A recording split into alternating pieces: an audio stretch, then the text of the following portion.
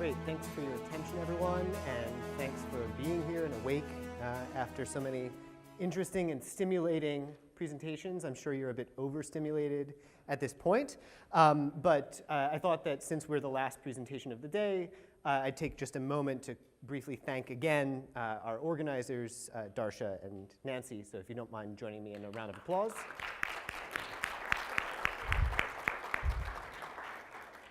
And Valerie mentioned that she's been really impressed by the collaborative way in which she's seen psychologists working with each other and working with philosophers. And I would just like to say that I'm really impressed by the audience that I've seen at all of these talks. Especially philosophers sometimes have a tendency to ask questions where the point is to show off how smart they are, or that they've read something that you haven't read and should have read, or whatever it might be. And I don't think we've seen a single instance of that today. And so I'm really pleased to be here with all of you rather than at some other places. Okay, so I'll just jump right into it. Today we're not going to be able to talk too much about the brain just because the analyses are ongoing. It takes a lot of time and effort, and also I have no idea how to do it, so I can't help. And Christina has been plugging away at that despite having bronchitis and various other ailments. So I'm going to start out by talking about just the project overview. I'll give you a kind of map of what inspired us, what the kind of model that we were using to design the studies and to design the studies that we've run and the kinds of analyses that we think are worth undertaking. The second bit, which is labeled 3, I just noticed, is Christina talking about what we've managed to do and analyze so far. And then Gus is going to finish up with the bit on deep integration as well as some future directions that we hope this work will be able to go in. So to get started, so we're thinking about the self, motivation, and virtue. And these are all connected, we think, with values. A person's values, what they care about, what they prize, what they are disposed to protect and praise. These are the sorts of things that are deeply related to someone's self. I guess we're going to hear from Sean and Javier about that a bit tomorrow. And what is a value? Well, I think that Valerie and Dan Hebron have pretty much nailed that down. They say that a value is a robust pro-attitude or cluster of pro-attitudes that serves two functions. It both furnishes a standard for evaluating how someone's life or projects are going, and it motivates behavior. So it's got a sort of normative component, the evaluative bit, and then it's also got a motivational bit. And so if this is the sort of thing that someone uses to evaluate how their own life and their own projects are going, you might think, well then, if we want to find out about someone's self, or at least the normative part of their self, about their values, we could just ask them, right? Because humans are fancy apes and we have language, so we can just ask each other things. We don't have to engage in indirect ways of finding out what people value.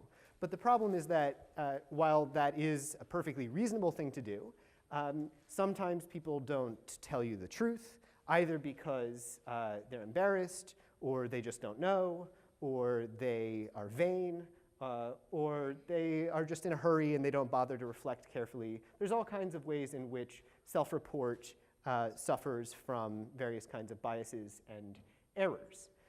And so in addition to just asking someone, what do you value, what do you care about, we think it's important to use other methods that get indirectly at what someone cares about. And so I have a pet rabbit. Her name is Mochi. She's very cute. And you can find out that she cares about food by putting your hand close to her food. She'll freak out. Right. So one thing that humans, being fancy apes, are disposed to do just like rabbits is to react emotionally and affectively when things that they care about, when the things that they value are involved in some way, either because they're being benefited, or they're being harmed, or they're being threatened, or whatever it might be. And in many cases, these kinds of reactions are, if not completely incorrigible, they're at least difficult to stifle, they're difficult to mask, they're difficult to hide. And in the last decade or two, people have started to think of these as automatic and implicit processes. We have some concerns about that kind of framework because it seems to lump together a lot of things that have very different mechanisms and actually proceed at very different speeds. Some things that count as fast in one framework might count as slow in another framework. But in any event, there are these kinds of nearly incorrigible, hard to stifle, hard to mimic, hard to mask reactions that tell you what someone cares about. And so, right, when somebody bursts into laughter and they try to stifle it, that tells you about what they find funny or contemptible. When somebody reacts by drawing away, that tells you what they fear. And in this set of studies that we're going to tell you about, we're also looking at people's very quick, automatic, affective reactions to things to find out what they do and don't care about to some extent. Right, so this gives us, a second angle into people's internal psychologies, into their psychic economies. And because there's a lot of domains, we had to start somewhere. We're focusing on generosity, where we're understanding generosity as a kind of substantive virtue that can be paired with various kinds of executive virtues.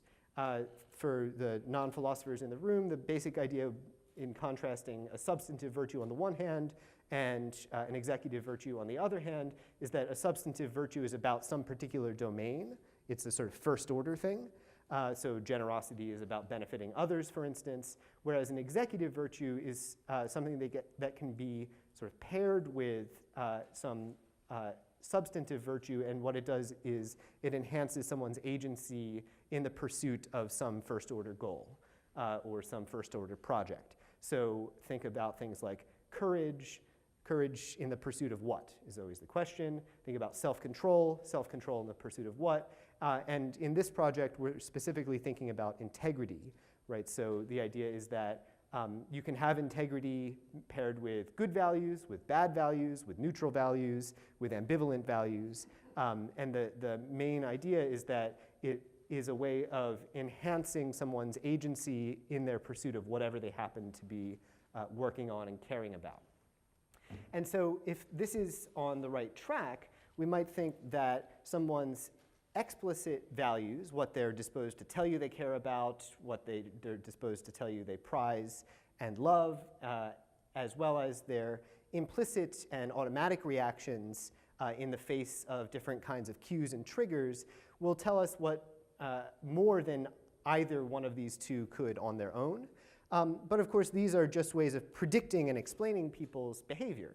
So in addition to just asking people, what do you care about, and figuring out how people respond automatically to different kinds of cues and stimuli, we also want to see, well, now that we've got these measures, to what extent can we actually predict people's behavior in the relevant context? So in this set of studies, we're thinking specifically of the context of giving and taking from other people, especially people who could benefit from whatever you're giving and taking. And the basic idea is that someone's explicit values and their implicit values could point all in the sort of the same direction, right? So I could explicitly endorse the value of generosity, benefiting others who could be helped by me, but I could be sort of dispositionally or automatically stingy. The first thing that I do when I think about my resources going to someone else is to withdraw or to grab onto things and hold onto them tight. So that would be someone who's disintegrated, who's not particularly well integrated. And the idea would be then that if someone like that manages to give, they're going to experience various kinds of stress and arousal. Whereas if somebody is integrated, if their explicit values point them in the same direction as their automatic dispositions, then they'll find it easier to regulate their own internal lives, their own psychologies, and specifically their own bodies, things like their respiration and their heart rate, whether they know that they're doing this or not, while they're engaged in, say, charitable giving. So what this in turn suggests is that integrity is not its own sort of additional thing that is bolted onto the rest of someone's moral psychology, but rather a kind of emergent phenomenon that occurs when someone's drives and dispositions and values and so on all point in the same direction. Someone counts as integrated or having integrity when their first-order dispositions harmonize and feed back onto each other in positive ways, and someone counts as disintegrated to the extent that that does not happen or that there's actual conflict. So this in turn suggests that we should follow my boy Freddie rather than Kant in thinking of integrity as a kind of emergent phenomenon. Right? So Kant famously argued not only that a goodwill is the only morally praiseworthy thing, the only thing that's intrinsically morally good, but he also had this idea that when someone is making a decision, they have the ability to sort of bracket all of their inclinations and desires and values and preferences and all the other motivational stuff and make a decision purely using the separate faculty of the will. So this we're calling a kind of reification model of the will and of integrity, where you just sort of bracket the rest of your psychology and make a pure decision, and if it's a good one, it'll be in accord with duty. And we think that instead it's helpful to follow Nietzsche in thinking of integrity as a kind of emergent phenomenon that occurs when someone's psychic economy is integrated or harmonized, when there are positive feedback loops among someone's someone's first order dispositions that are relevant to whatever kind of decision process that they're engaged in. This, I think, is a generally good way of approaching a number of constructs. Gus and I have a paper that's forthcoming about intelligence that applies the same model. So for the psychologists in the room, you're probably familiar with this idea of the positive manifold. It's the fact that every measure of intelligence is positively correlated with every other measure of intelligence. And for a long time, there were various kinds of factorial models of this that would posit a single thing, G, general intelligence, that explained all of this. And then, of course, if you try to go in and look at the brain and see, like, where's G, where is someone's general intelligence, you can't locate it anywhere. And the model that's becoming very popular right now in work on intelligence says, okay, the reason that you see all these positive correlations is not that there's one thing, one reified capacity that explains all of someone's intelligent behaviors. It's rather that there are lots of pairwise positive correlations and overlaps among the various ways in which people think and behave intelligently, and that's what accounts for the positive manifold.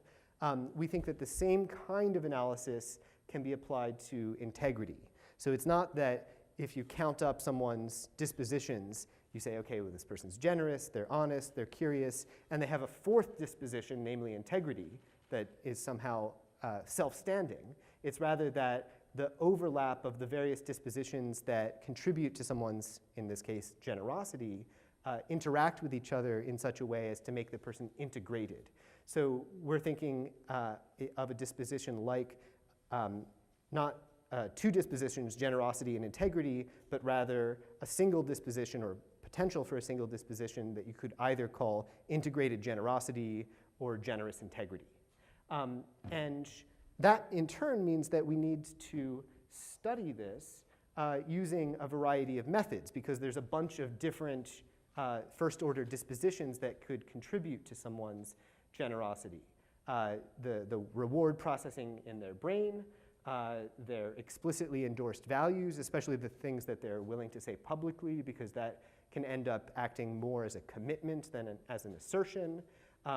The things that they say reflectively when answering a verbal or written question, the way that their heart responds to situations that involve either them losing resources and some charitable target receiving resources, or a charitable target losing resources and them receiving them in return, right? So does that make them aroused, or do they just ignore it, as well as various other measures.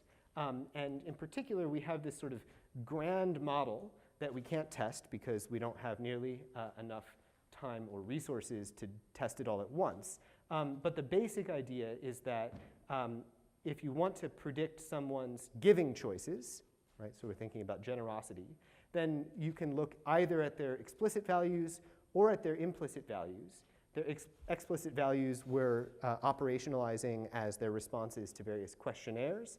Their implicit values we're operationalizing as their embodied their reactions in terms of things like response time to seeing resources distributed between them and a charity. And then you can also look at the degree to which explicit and implicit are correlated with each other, what in the statistical modeling of this stuff is called an interaction effect. We think that while explicit values might help to predict giving behavior, somebody says they're generous, maybe they're going to give a little bit more. Nevertheless, we think that just going directly from someone's stated explicit values to their giving behavior leaves out a lot of the picture. And if you want a more sophisticated model of how people make their decisions, both when they get it right and when they get it wrong, by whatever normative standards you want to bring to bear, we think that looking at the implicit stuff as well as a potential mediator, the embodied stuff, both the stuff going on in the brain in reward processing centers, as well as things in the more peripheral nervous system having to do with things like respiration and heart rate, will give us a more full and sophisticated picture of people's integrated or not generosity. And with that, I'll turn it over to Christina.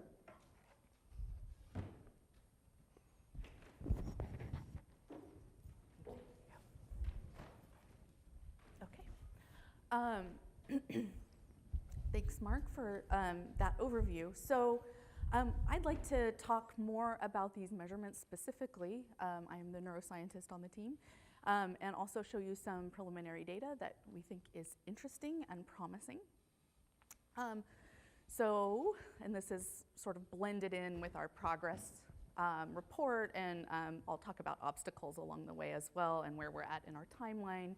But rather than have that be a separate section, it'll be sort of part of what I'll explain. So going back to this model, as Mark mentioned, we really want to know what's under the hood here, right? So what kinds of mechanisms in the body and the brain are supporting decisions that end up being virtuous or not virtuous? And the first data I want to show you, I don't know how well that's showing up in the back, but I've sort of highlighted a few of these domains. So the first comparison that I made when the physiological data on 100 people was processed and gotten to a form I could analyze was to look at this relationship between what we're calling implicit values, implicit associations, or some sort of automatic response. We're not wedded to any particular term here, but to what extent are these kinds of values that are based on things like a response time predicting the embodied response? Okay, so this is just a reminder of the task that we're using. Where's the second mic? I'm hearing some feedback. Oh, okay. So in this task, they don't actually have piggies. We just call it piggy bank. And the slide's a lot more colorful with some fun pigs on it. But the idea is that on each trial, some money is going to be allocated to either you or to this charitable target. In this case, we create a story about a child with a face and a background, and we tell them this child has been randomly selected to receive their donation. In reality, we donate the full amount to that very food bank at the end, and we reveal the minor deception to them about the personified child. But you can imagine that on each trial, there's money is going to go to either yourself or to the charitable target. In this case, on this trial, when this particular symbol appears over either this side or this side of the screen, that's going to determine the outcome. So if this target appears over here, you don't get anything. If it appears over here, the charity gets something. That's this particular trial I'll talk about first. So the squares appear. One of them is the target. In this case, the child would get a donation. And we record the response time when the target appears. How quickly are you kind of accepting that outcome? And you might imagine that someone that was very kind of motivated for the charity to come out on top at the end of this task, they might respond a little quicker for those trials versus when they themselves, if they were in green, were going to be the recipient when the target appeared over it. Okay, now instead of using just response time, we end up using a D prime measure just to calculate a bias toward the charity or a bias toward yourself when you get money in these kinds of trials where there's either a neutral outcome or versus a gain to the self or the charity. Okay, so that's the first implicit measure we'll be talking about is that D prime measure. And the first embodied physiological measure we'll be talking about is the heart rate variability. So you might have heard of the sympathetic and parasympathetic nervous system, right? So sympathetic is fight or flight, parasympathetic is rest and digest, and everyone learns in Psych 101 that those are like a teeter-totter and they're always in opposition. It's not true, like many things we teach people in their Psych 101 class. So they're actually separable systems. And so the sympathetic nervous system, it is fight or flight or freeze. And it's kind of this, I always hate the analogy of like with the reptile brain or something, but let's imagine, it's useful for teaching. So you have a lizard and you startle it, it just runs away, okay? Or it freezes. And that's the sympathetic response. And it's evolutionarily older, it's true. And then we also have the sympathetic nervous system, the parasympathetic nervous system, that's the rest and digest system. And while the sympathetic is going into states of arousal or freezing or being somewhere in the middle, the parasympathetic system is modulating that. So it's kind of like a car. The parasympathetic nervous system is a brake. But imagine you have one foot on the brake and one foot on the gas. It's not that you just have one foot on one or the other, okay? So heart rate variability is the degree to which that parasympathetic nervous system is regulating whatever's driving the heartbeat at that particular moment. So the more variability between the beats, that means healthier regulation. And in fact, this autonomic regulatory capacity has been linked to all sorts of prosocial behavior. So people with a higher variability in their heart rate also do things more prosocially, suggesting that this kind of regulation of our lizard-like reactivity is healthy for engaging in prosocial behaviors. And here's the data. So I'm linking those two again. So down here is the different phases of our task. I'll just unpack this for you, be patient. This is the baseline conditions, includes like an ocean video people watch. The second part is when they get the instructions about the task and what they're going to be doing. These are the 4 blocks of that task where they're receiving different trials where either they get money or the charity. At the end, they get to make some choices about whether they like the outcome of the final amount of money that they get versus the charity gets. They have a chance to change it that they don't know they're going to have. And then finally, there's a second baseline condition. So this is over the course of about 2 hours in the lab. On this axis is the high frequency heart rate variability. It's related to vagal tone, but there's some technical differences. And what we see is that across time, this light yellow line here is showing that there's more high frequency heart rate variability in the people that have that reaction time bias, that response time bias toward the charity getting money. The people that responded faster when they were the ones that were going to get the money that trial have lower heart rate variability over the course of the entire experiment. So other studies have shown, this one doesn't obviously, but that this heart rate variability is trait-like in that it bring someone back on another day, they'll also have a relatively higher heart rate variability, but our data doesn't speak to that directly. Okay, so overall conclusion would be that it seems like the people that are making the more charitable automatic responses end up also being the people that have this higher capacity to regulate, right? Okay, so that's that link in the model, that direct link between the implicit value, where the D prime is the stand-in for that, and the embodied reaction being the heart rate variability. So what about this implicit branch in our model? I'm sorry, explicit branch in our model. What about what people actually say? Does that influence these embodied reactions as well in the context of this task? And here we want to be really careful about what we're measuring, and part of our collaboration was trying to get really clear about what we mean in terms of like generosity as a virtue.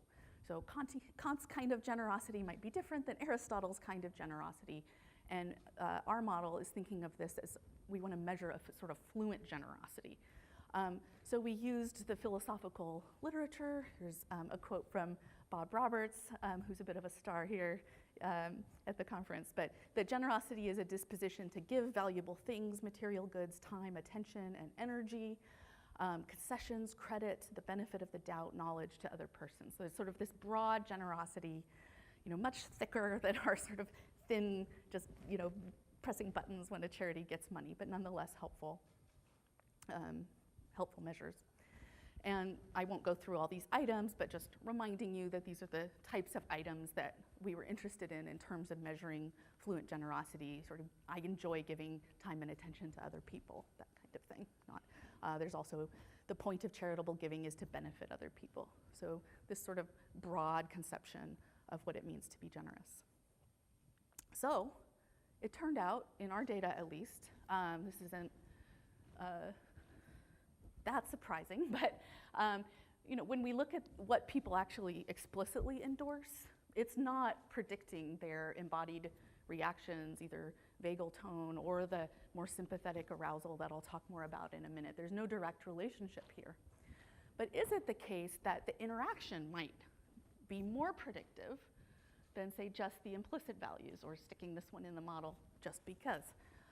So here, what we want to test is whether high generosity people, when they're the same people that have a response time bias toward the charity getting money, when those things are both true, does that predict the embodied reaction better than, say, just implicit alone?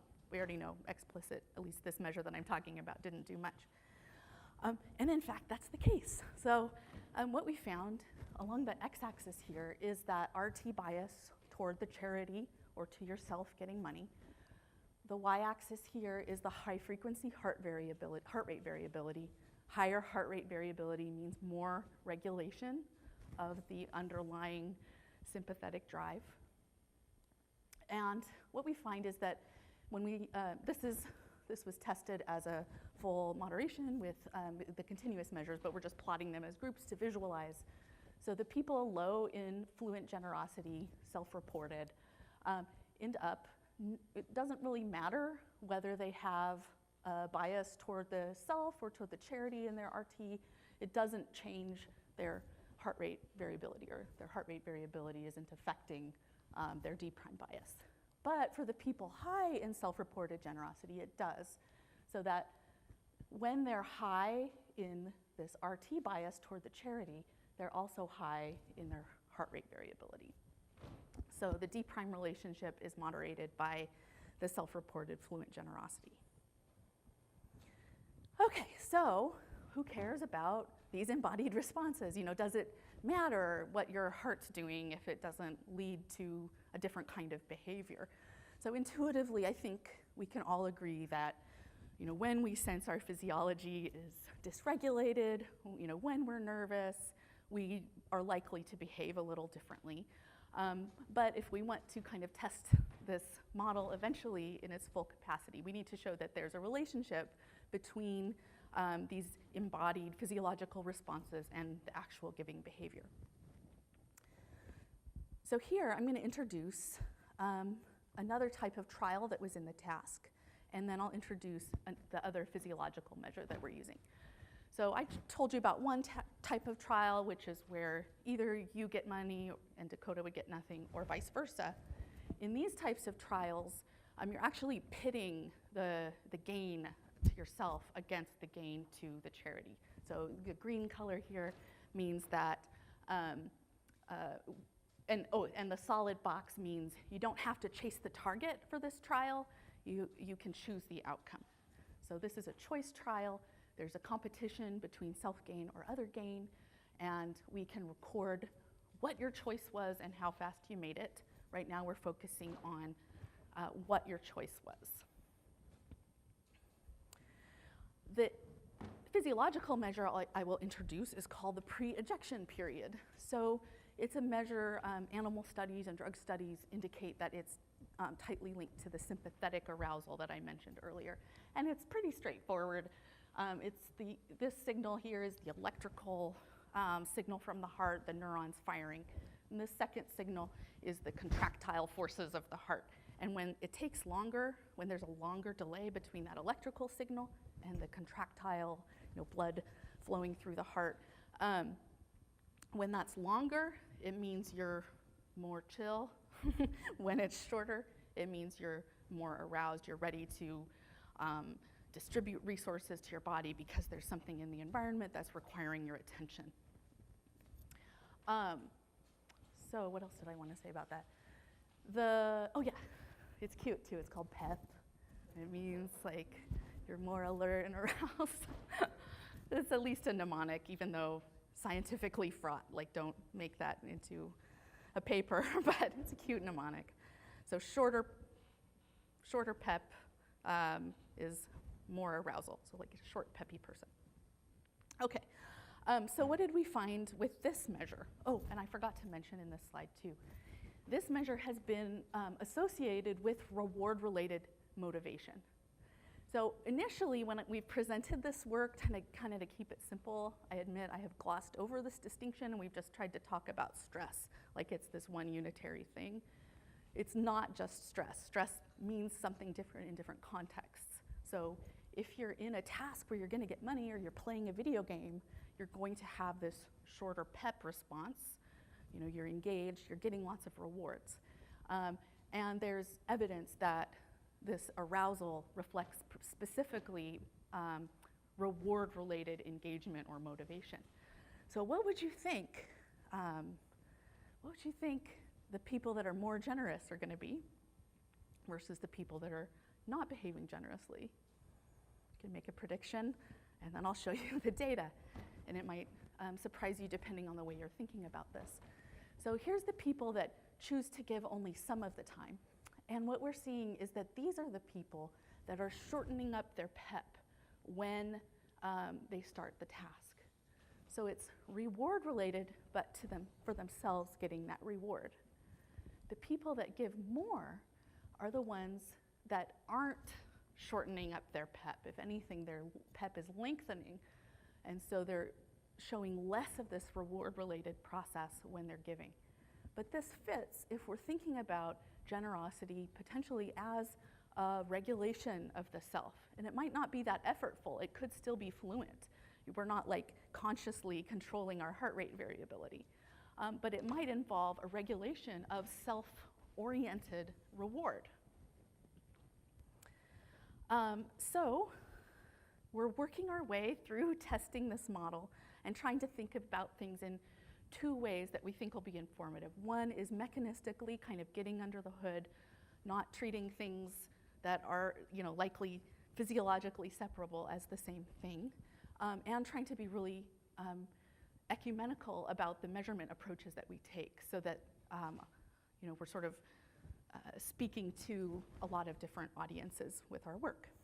And I'm not going to spend a lot of time on this timeline. I just put it in case we had time. But basically, we're on track. We're working our way through the EEG data, and more to come. It's going to be exciting.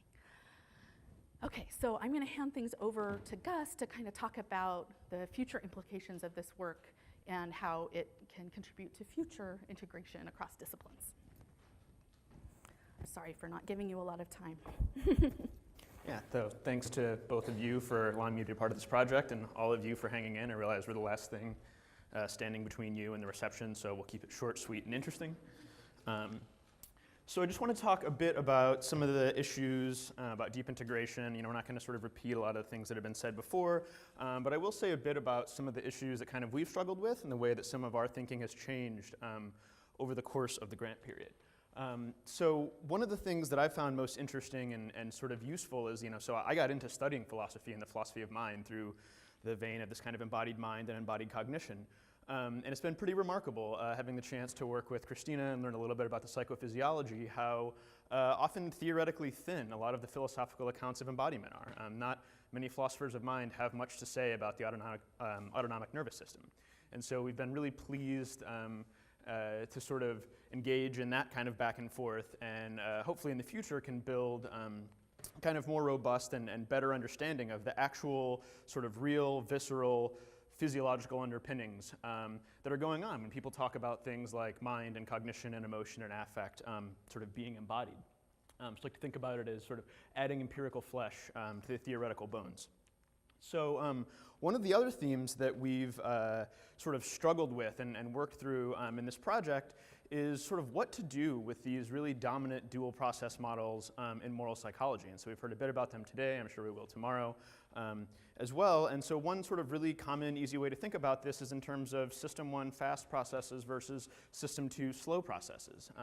But one thing that we've found, especially using this multimodal approach looking at electrophysiological recordings of neural activity and cardiac activity, is that what counts as fast in one domain might count as slow in another, and what counts as slow in one might be fast in another, and there's no sort of easy way to separate these things out. And so when we look at the different spatial and temporal scales at which information is being processed, I think a lot of this kind of multimodal work really does undercut overly simplistic distinctions between fast and slow. And so one of the things that sort of we've struggled with is to what degree is our talk about fluent generosity really fully captured by, say, a fast automatic process having to be regulated by a slow sort of deliberative one? Well, it doesn't seem sort of quite that simple, and some of the things Christina talked about sort of pointed to that. And so that's an area at which our thinking has definitely evolved over the course of the grant, and where I think there's quite a lot of work to do theoretically or conceptually on the philosophical side of a lot of these debates in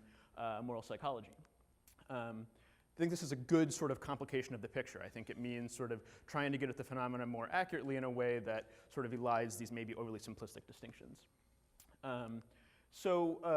As sort of maybe clear from looking at this giant, almost messy model, I think we did start off optimistically thinking this was our real model, and then it became clear after a week, this is a conceptual model, this is not a statistical model. And the first time we presented it, someone said, "How many thousands of subjects do you plan to run?" Yeah, good point. And so the sort of defining feature, I think, of this research project, for better or worse, is its multimodality, right? So we're looking at self-report, we're looking at IATs, we're looking at EEG recordings, we're looking at EKG recordings. And so it may sort of seem like by using all these different methods, with all these different assumptions built into all these different kinds of analyses, that the risk is, man, we're just muddling we're just muddling these concepts. We're sort of making it messier than it may need to be, but we sort of like this approach because, a lot of philosophers, less friendly than the philosophers in this audience, love lobbing the criticism of ecological validity against empirical research, that in order to study a phenomenon, you have to sort of take it out of its native context, and you have to flatten it out, and you have to do all these things to it that make it not the same thing anymore when you study it empirically, and it doesn't sort of apply, or it can't sort of generalize. And so our response to this criticism has kind of been, well, we're just going to triangulate across all these different measurement domains, and we don't sort of see it as a loss of conceptual clarity, but rather a way of treating the human organism less like a black box where there's all these mysterious processes, but instead realizing, as many other folks have pointed out, there's multiple components. And we think this works sort of both ways, right? So for Mark and I, we sort of dabble around in the philosophy of cognitive science, And in sort of getting the hands-on experience with the physiology and the neuroscience, we've also come to realize that a lot of the concepts we take for granted in moral psychology, things like reward, things like inclination, things like self-control, are not so straightforward either. And so I think the arrows kind of run the other direction, where this sort of work does cause us to rethink, and again, to complicate in good ways a lot of these concepts that are pretty relevant to a lot of the questions we ask in moral psychology. So I think in the end, this kind of thing does create an, if messier, more robust moral psychology and a more interesting philosophy of science. So just to kind of wrap up here briefly, the sort of initiative, the self-motivation and virtue, what we've tried to show a bit of today is, there are very standard ways of asking questions about the self, simply asking people sort of what do they value, and we've sort of showed, okay, well there's important limitations with that. And the theme we want to sort of emphasize across all these domains is what happens with the body matters. And same with motivation, right? We have these very straightforward ways of asking it. We want to say that what happens with the body matters.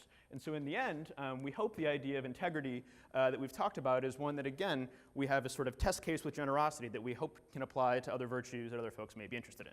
So thanks for your attention, and we welcome your feedback.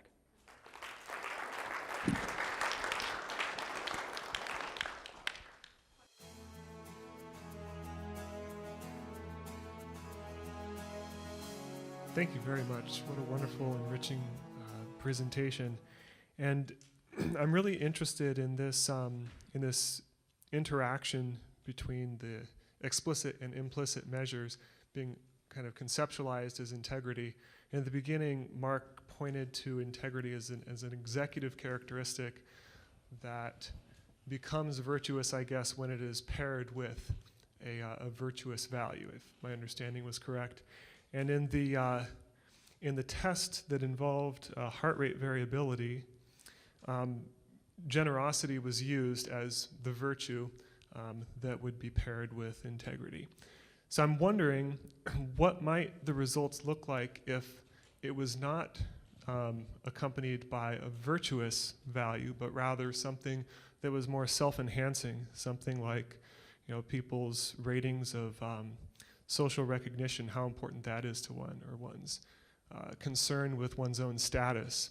Would integrity for these potentially detrimental values also be associated with better well-being, higher heart rate variability? What might you expect when the value is not a virtuous one? Yeah, and I can follow up. Thanks. So I think that as long as the person is not getting some kind of negative feedback from their social environments, you're going to see basically the same kinds of patterns with neutral and even negative first-order values.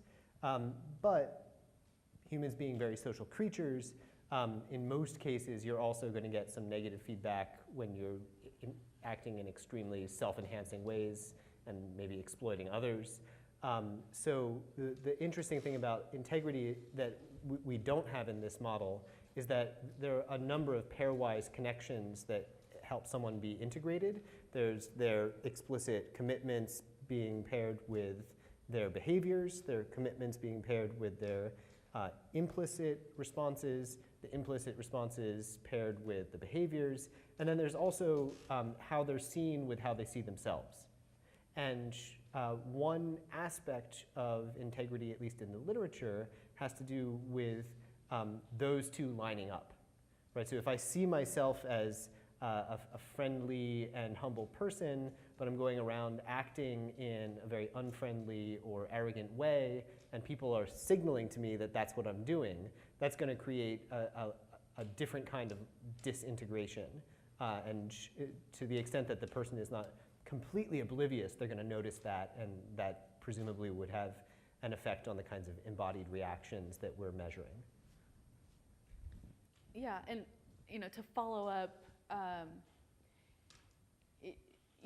to me, looking at if we're conceptualizing the PEP, the shortening, as related to reward to the self, it tells us something interesting that the people that are more generous are doing sort of more regulating of that self. So what we might see in the person that sort of is wanting a lot of social recognition, is they're attuned to that reward to the self. It's just coming instead of money in the form of approval or something like that. So in some ways, I'd expect the same thing. And I'm not ready to commit to this idea, but it might be a useful framework to think about. Rewards to the self can be sort of a default.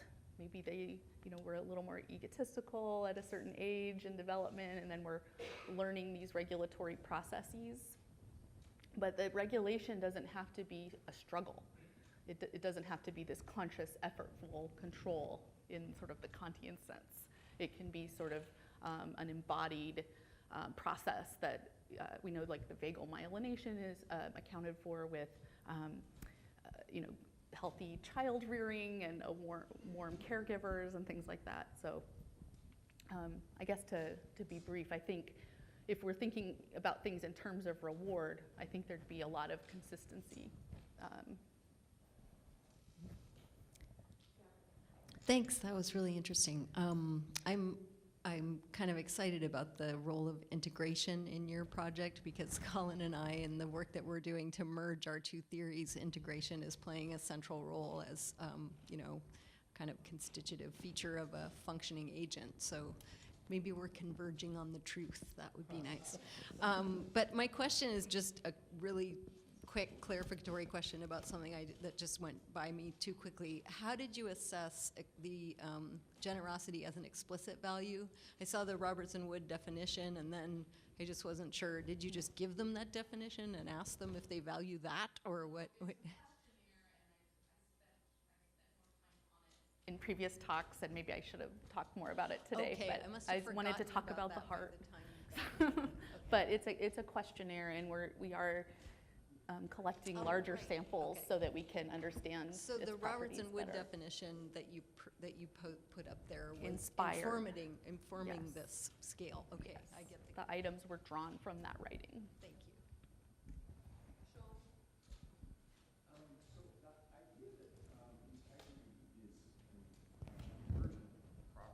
That's really interesting, and it's a nice way to explain the phenomena. But what I was wondering, Mark, is whether you think that you get distinctive predictions from that, because it wasn't clear to me that the work that you guys had done, the empirical work you had done, was something that was directly predicted by the emergentist story. So I was wondering what you thought about that. Yeah, so the stuff that we've got so far does not tell the difference between the reification and emergence models, but given that other constructs such as intelligence that for a long time were modeled in this reified way are now being seen more as sort of networks of partially overlapping first order dispositions and other kinds of phenomena that also feed into each other through feedback loops, suggests to me that that's a fruitful way to proceed and to think about integrity and other constructs potentially. Does that give us any distinctive predictions? Here's one. Somebody could have integrated generosity, so both generosity and what we're here calling integrity, and completely lack integrity in some other domain or in connection with some other value that they have. Whereas if you think of integrity as a self-standing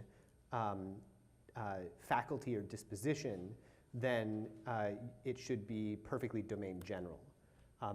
We have not tested that, but that's at least one way to tell the difference. Right. Yeah, I realize that. I mean, I take it that's part of what motivates you to have that view in the first place, is that you want to be able to keep those things domain specific. What I was thinking was that let's suppose you think that there isn't a general faculty of integrity, and then you want to know, how should you think about generosity? Should you think of it as this emergent property that involves some kind of integrity notion, or something else? And the thing about the emergentist story is it seems like there's a lot of degrees of freedom for what you might find. And so it seems like I'm having a hard time picturing exactly what distinctive predictions would be. It could be the best explanation in the end, but it doesn't generate predictions the way a model like the reification model does. Or at least that's my sense. I'm not sure that I have something intelligent to say in response. So I guess the best thing I can say is that on the emergence model, you would predict a pattern of different ways of failing to be integrated that are associated with each of the first order components. So there would be a sort of recipe for different ways that things can go wrong that you wouldn't see if you had a reification model. Right. Yeah, that seems right. So then it turns out that there are a lot of degrees of freedom, and if you find results that correspond to each of these degrees of freedom, then that would give you reason to think the emergentist story was right. I think that's plausible. Okay. That's at least the best I can come up with now. Sorry, is this working? Yeah, so I have quite a short pep right now, so you have to excuse me. This is kind of following up on a clarificatory note off of Sean's point. And I guess I just wanted to make sure, you had mentioned that integration emerges when we have some kind of interaction between the drives, dispositions, and values where they kind of emerge, right? Or they kind of go together in the same direction. And so our evidence for the opposite, for disintegration, is, and you mentioned this in passing, but you said it was going to be stress responses in these other metrics.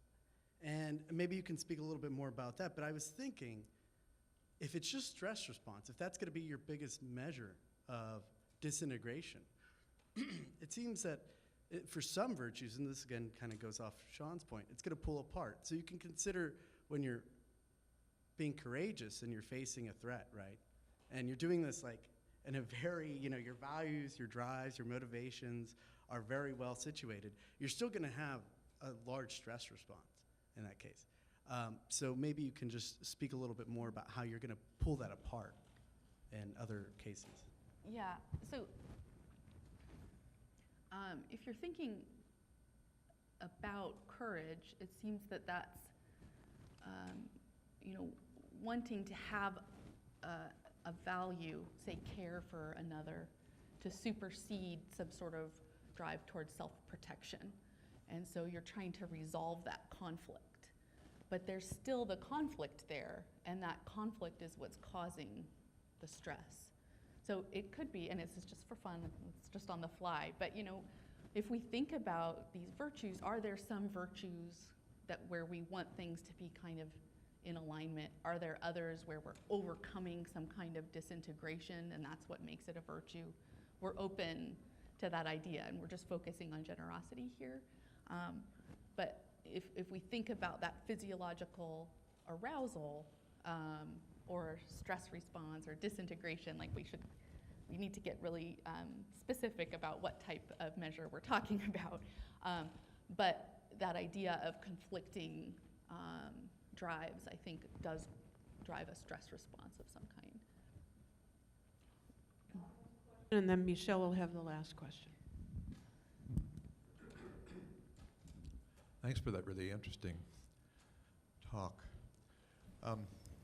When you look under the hood of a car, you see all kinds of things that explain the behavior of the car,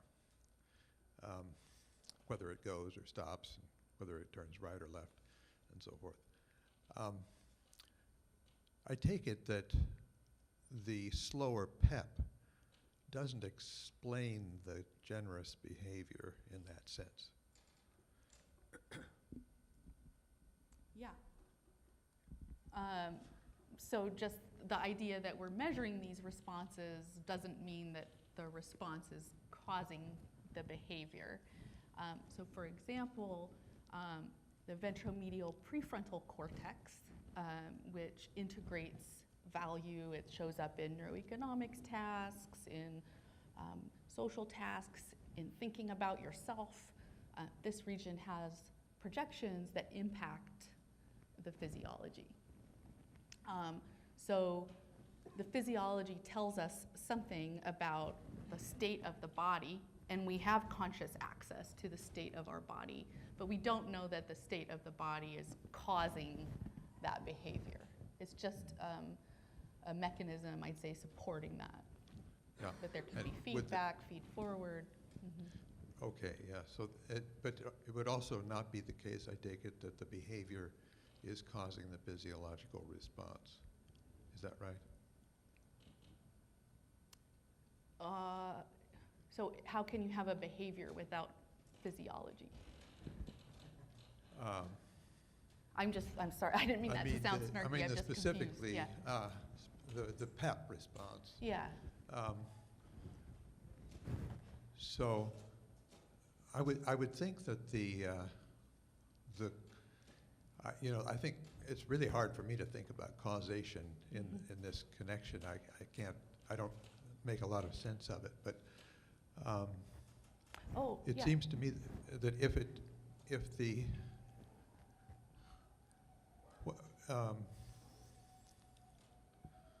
yeah, I think I just get what you're going at. So there's drug studies too. So you can give someone a beta blocker and see how that would block a certain part of your autonomic response.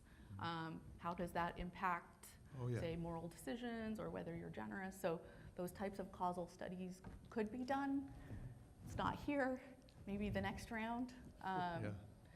But even then, it's still like we want to think of it as sort of a complex system where there's feedback from the different domains, and maybe that's why this emergence idea is helpful too. That it's not mechanistic in a very linear way. If I could just take like one crack at it too. Yapping away.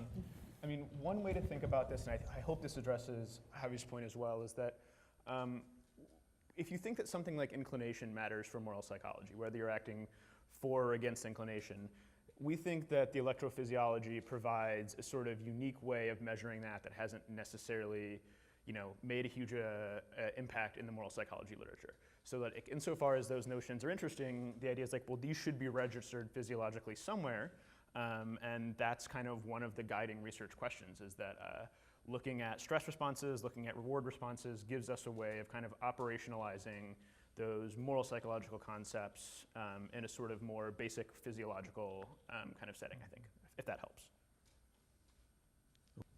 Reward-related activity, which you were trying to integrate into a model of what predicts generosity. You weren't trying to come up with a physiological index of generosity or anything that's morally related. What you were trying to do is to break down a complex behavior, generosity, into, if you will, psychological primitives that feed into it. Am I right? I guess is generosity a behavior? Or I think for us, we're talking about generosity as a virtue. So if you want to understand, what a virtuously generous person looks like, we need to do more than ask them. We need to look at how their body responds. How is this embodied? So I don't know that. But from the point of view of your flow chart, you have an outcome of some indexes of what you consider to be generous behavior. Generous behaviors, which is Right. different than, I see what you're saying. Yeah. And the idea is not that PEP is in any way a measure of generosity, or anything moral for that matter. It's a measure of reward sensitivity, which presumably is one of many, many constituents that go into determining this complex behavior that we're calling generosity. Is that more helpful? The generosity would be the experience of the reward in response to this event, right? Of the good being given to the other. Exactly. So it's reward being given. The reward is being given by the situation, right? By what's being presented to the subject. And in a causal sense, which is where you started, the idea is not that PEP is causal, but is part of a multi-level analysis of what might be, in aggregate, a network of causal influences. If I understand your model, Yeah. which is no guarantee that I do. good enough. Hi, thanks. That was really interesting. I love the idea of the multimodal approach that you're taking. A question I had, and maybe say philosophers could refine it, because I just sort of read about this, but Harry Frankfurt has this idea of second-order volition, second-order desire, and it seems, I just wonder what you make of that, because it seems like you could have an explicit second-order desire that would trump your implicit sense that for him is actually one of the most important things about willpower. And so I wonder what you would make of that in terms of your account. So I confess I really like Frankfurt's stuff, but I have no idea how to measure it. Part of the problem is that it's a technical concept, a second-order desire, and explaining that to our participants and being sure that they actually understood it would be challenging. But on top of that, things like the physiological measures are not going to be able to distinguish first from second-order desires. So on the one hand, I think that that's a nice theoretical framework. On the other hand, it's basically unfalsifiable given the methods that are available right now. See, I guess naively I thought that explicit things that you declared were important to you would be a source of second-order desire, whereas your implicit sort of automatic response would be a signal of what your first-order sort of desire might be. Well, so I guess it depends on how you interpret people's responses to a self-report questionnaire like this, right? So imagine, look at the second to last item. I identify as a generous person. Okay, is that expressing a first order or a second order conative or evaluative state? Probably depends on the person. It could be both. It could be like sort of a commitment where the person says like, I want to be the sort of person who is generous. That's not actually what it says. It just says, I am generous, or I identify as generous. But of course, people read these things and maybe don't read them exactly as they're written. So it's, to my mind, it's a useful distinction to make in theorizing about moral psychology and the self, but it's not clear to me that our subjects are sophisticated enough to understand it and respond appropriately, or that we have some way of measuring it other than their verbal reports. So it's, if I can jump in too. So when we look at the EEG, one of the things we'll be looking at is, at 150 milliseconds after this target appears over, the preferred item, is the reward response different? So at 150 milliseconds, is that reflecting a first-order desire because it's so fast? Or is it so fast because you're in a state, in a context where that's your momentary goal? So, in some ways I agree with Mark that, I said in some ways because I want to ask you more later about this, but, that it's really hard to distinguish those empirically because they are operating on different timescales. If you put yourself in a state where you're like ready to give money and it happens really quickly, I don't know, what would you think? Is it first or second order? No, definitely that's well, I think you're making a great point. Sometimes it's, conceptually an important distinction, but it's hard to figure out how to operationalize it in a frame like this, definitely. Uh-huh.